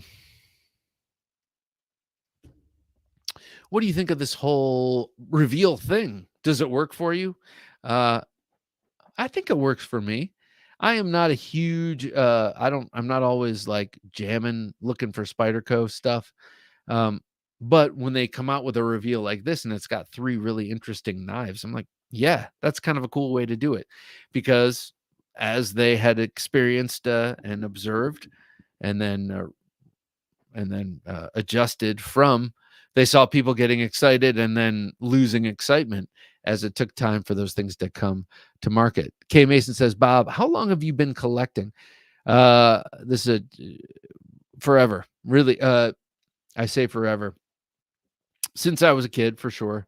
But it's not like as a kid you have a lot of money to buy stuff. So I would collect whatever I could get from my grandfather or my brother, or every once in a while we had a knife store in our mall. Every once in a while I'd have money saved up to get a knife, or I'd ask for them for Christmas, that kind of thing. But started collecting in earnest, I would say 1999 or 8. I was carrying knives, but it was more like I'd have one knife and carry it, and then get another one, and maybe have 2 or 3 that I would rotate between. But it didn't really get to start collecting till like 1999. That's when I got my Emerson Commander, and then slowly started from there, I think. Todd Carr says, at what length would you say a knife length turns into a sword? It was asked of me the other day. I said anything over 16 inches. Interesting question. Very interesting question. Wait, I'm sorry. Can you put it back up, Jim? I feel like, okay, so all like the Filipino swords tend to have overall lengths of about 29, 30 inches, unless you're talking about they have a couple of much larger battle blades. Damn it. Well, The name escapes me of the one I'm thinking of, but most of them are in that 29 to 30-inch range. To me, they are short swords, or just over short sword. In terms of blade length, I think you are right on with 16 inches. Um, and I'll tell you how I've come to this conclusion, because this is actually something I've talked about with my wife. We are both huge fans of Forged in Fire.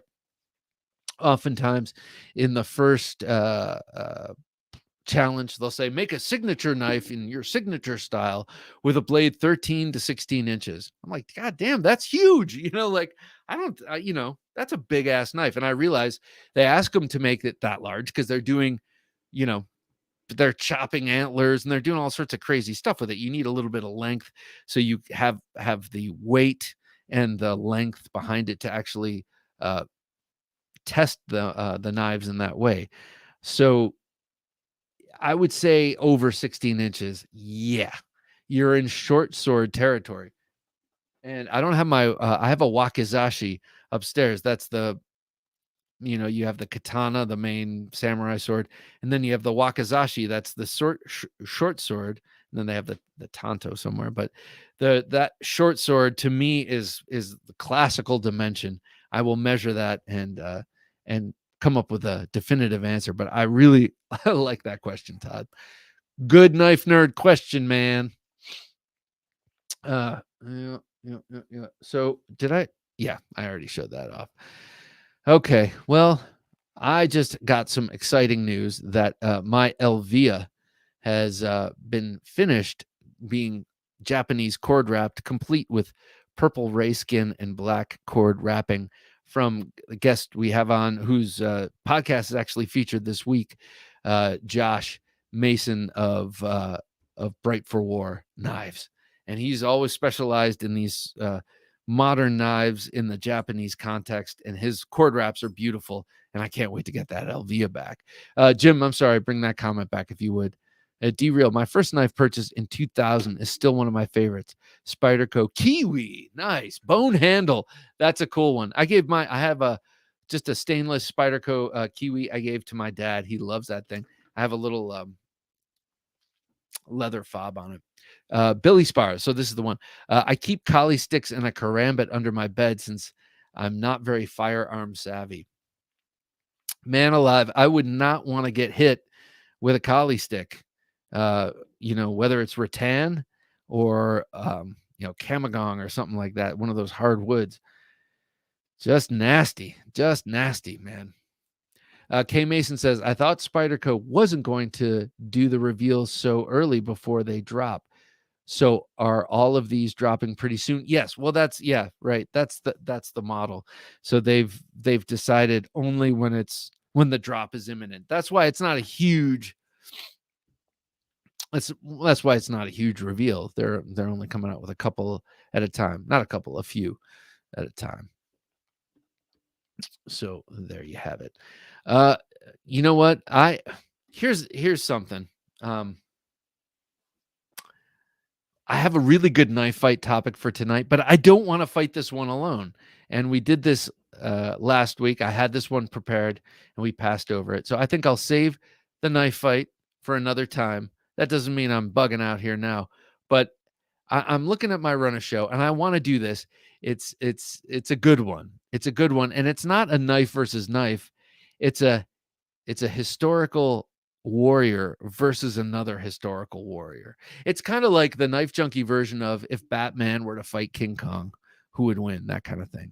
But it's using historical. So I will pull that one out and dust that one off when I have a live person to debate that with. In the meantime, I want to show one other thing off here. So I have learned finally how to do this knot, this snake knot that, and I learned because, okay, so I had a fob on this knife that Jimmy Slash gave me. This is the Formax Scout, Recon Scout. He gave this to me from his coffer of Recon Scouts, no doubt, which I greatly appreciate. And I put Professor EDC. I'll join that one, Bob. I put on a regular knot, and it worked fine. And then I learned how to do the kind of thing that he does. So I love the way that looks. And this is so easy. This knot, this lanyard knot, or cord fob, or whatever you want to call it, is a really, really, really easy tie thing to do. So I'll show that off sometime if you want to learn how to do that. But I went to YouTube like you would anyway. And this is the same thing on this Mike Emler Kiradashi. So I love this knot, and I'm happy to have it on this one just because it's Jimmy Slash gave it to me. But on this gives a much better purchase because it's nice and fat. Snake knot. Yes, thank you, K Mason.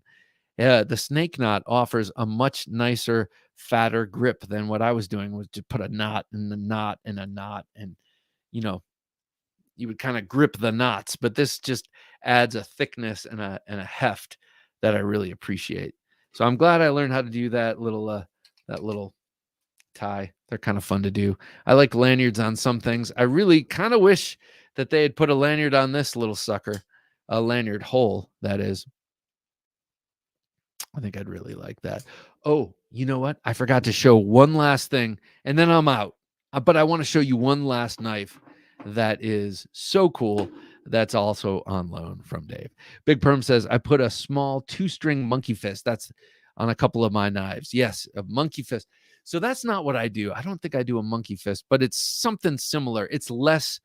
Monkey fist has like 3 going this way, 3 going that way, 3 going that way. I don't do that, but I do a similar kind of circular knot or spherical knot, and I like it.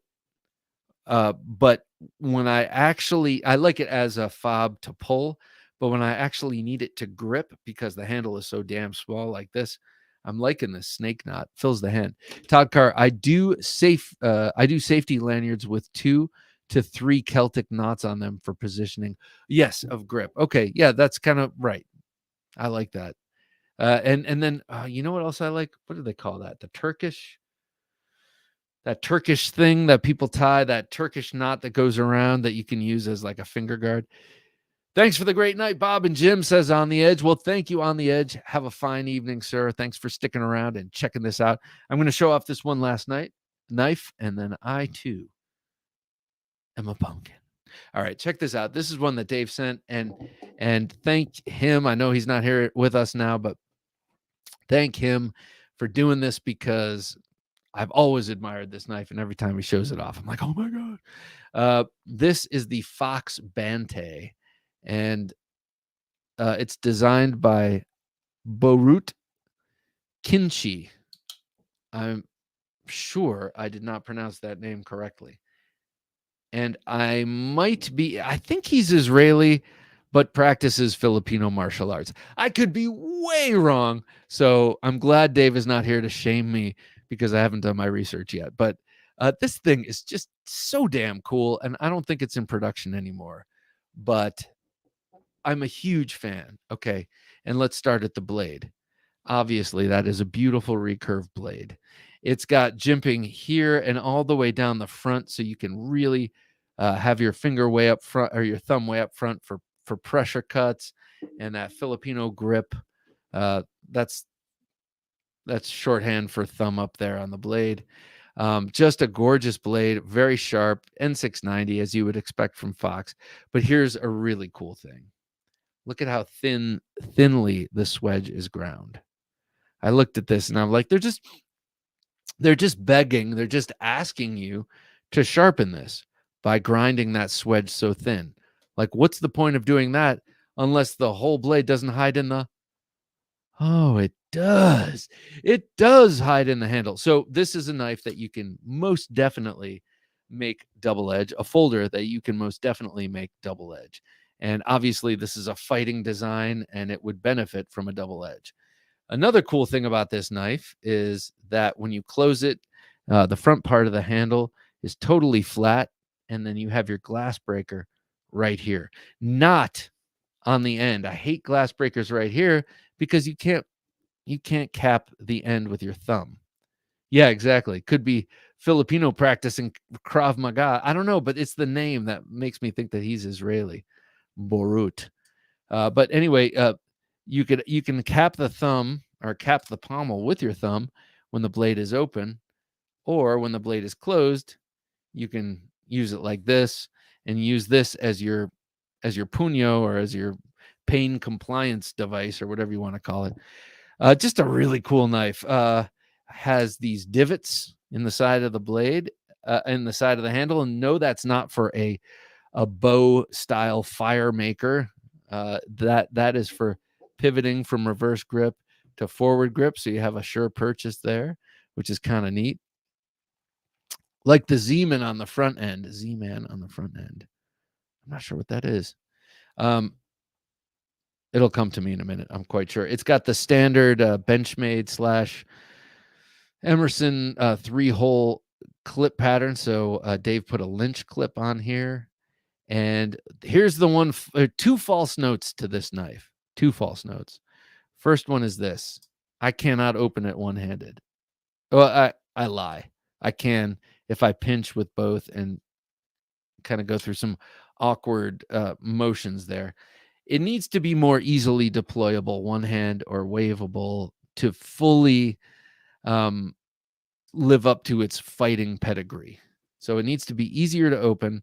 And then the second problem I have is this goofy ass secondary locks style lock. Come on, Fox. What are you doing, Fox? You don't do this on an, this is the dominion of CRKT, and they've done away with it to a great extent. I know this is an older model knife, but come on, really?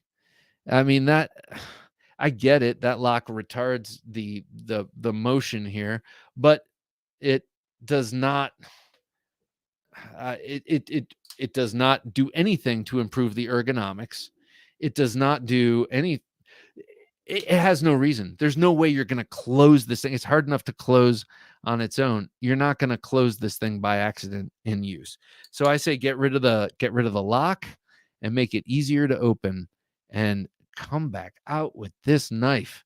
I need. So this thing I love. I think it's really cool. Thank you, Dave, for sending it along. And that is the Fox Bente. All right. I think that's it. I think I've run up to the end point of my words. The word salad has been eaten, devoured, and digested, and I think that is it. Professor Edie says, Professor EDC says, night, everybody. Bob, Jim, thank you for the awesome show as always. Well, thank you for showing up, Professor EDC. It's always a pleasure. Thanks for the effort. Really appreciate it. And you too, man. You've been very prolific lately, and thank you for what you do. D-Real, great show, brother. Thank you, sir. Blessings and prayers to you and your loved ones. Well, thank you, and right back at you, D-Real. I appreciate that greatly. Thanks for another great live, Bob and Jim. Good night, everyone, says D-Bass. Good night, D-Bass, and thank you for your generosity, sir. It's greatly appreciated. Big Perm, good stream, man. What's I8R? Anyway, Big Perm, thank you, man. It's a pleasure to have you here, and thank you for the comments you've been leaving. Hag90, thanks for the awesome Thursday night vibes. TKJ, my pleasure, Hag90. Thanks for coming. Always a pleasure talking to you, too. Billy Spar, Bob, Jim, a pleasure as always. Well, Billy, the pleasure is ours. Guns and Loaded, thank you. Thank you, Guns and Loaded. Thanks for showing up, man. Appreciate it greatly. K Mason, thanks, Bob, Jim, and everyone. Take care. Well, thank you, K Mason. Always appreciate your comments, as I appreciate yours, Byron. Always a pleasure to have you here. Stay sharp. I will. Keep your blades sharp and your wits sharper. Tell me what movie that's from. JN, thanks, Bob. Thanks, Jim. Night, everybody. Good night, JN. Have a great one, man. Todd Carr, have a great night, everyone. And keep making sharp things fun and enjoyable and safe. Kevin Moore says, have a great evening. Okay, the Biggins EDC, you have a great evening too, sir. ID Wolverines. Good night, Bob and y'all. Well, ID Wolverines, nice to have you here. And thank you. Thank one and all for coming here. It's always a pleasure. You make it all worth it. Check out this Sunday's episode, number 284 of the Knife Junkie podcast, where I talk to legendary knife maker Jim Burke. What a cool guy. And God, what cool knives that man makes. I'm going to clear out some stuff here and get one of his mechanic Bs. I'm just saying. All right. So for Jim working his magic behind the switcher, I'm Bob DeMarco saying, check us out on Patreon and look at that cool QR code right there. Jeez. And until next time, thanks for joining us, and don't take dull for an answer.